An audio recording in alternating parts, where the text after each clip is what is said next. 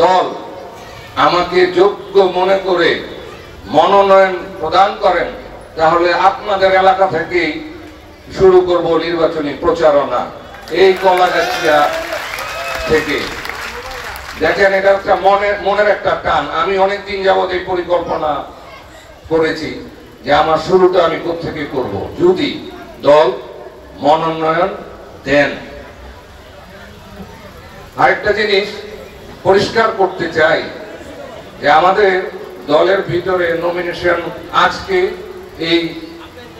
এই স্টেজ থেকে আমি বলতে চাই, আমাদের এখানে অনেকেই মনোনয়ন প্রত্যাশী। এটা কোনো খারাপ কিছু না, এটা চাইতেই পারি আমরা। আমাদের সেই নাগরিক অধিকার আছে, দলের কাছে আমরা চাইতে পারি, চাবো। সেটা এখানে আপাতত দৃষ্টিতে দেখা যাচ্ছে প্রার্থী সাগর ভাইও প্রার্থী, আমার জানা মতে আমার অনুজ, আমার ছোট ভাই সজল প্রার্থী, ও আমাকে বলছে নমিনেশন নিবে।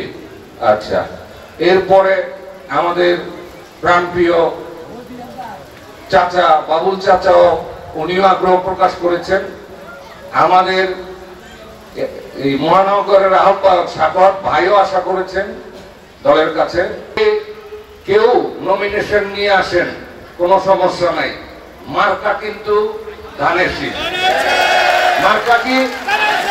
আমরা কোথায় থাকবো? আমরা সবাই এই ধানের শীষের পিছনেই থাকবো। দেশ নেত্রী খালেদা জিয়ার পিছনে থাকবো, জনাব ভারপ্রাপ্ত চেয়ারম্যান তারেক রহমানের পিছনে থাকবো, আদর্শ থাকবে শহীদ প্রেসিডেন্ট জিয়াউর রহমানের। তো এইখানে আসলে কাদা ছোড়াছুড়ির আমি কিছু দেখি না। দল যাকে যোগ্য মনে করবেন, আশা করি আমরা তার পিছনেই থাকবো এবং নির্বাচন করব এবং ধানের শীষকে জয়যুক্ত করব ইনশাআল্লাহ। কি করব? কারণ ভালোকে ভালো বলতে হবে, মন্দকে মন্দ বলতে হবে। আমিও কিন্তু 30 আগস্ট সাংবাদিক সম্মেলন করে নমিনেশন পাওয়ার জন্য প্রার্থী ঘোষণা করেছি, কিন্তু আমি কিন্তু জানি কোন সম্পর্কটা কি, আমি জানি কাকে দেয়া কি হবে। আমি যেহেতু মাসুদ ভাইয়ের স্টেজে এসে পড়েছি, তাহলে আপনাদের বুঝতে হবে নিশ্চয়ই এর পিছনে কোনো কারণ না কারণ আছে।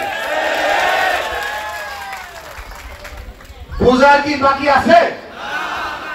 আমি কিন্তু ভেঙে কিছু বলবো না, কারণ সবকিছু দেওয়ার মালিক আল্লাহ রাব্বুল আলামিন।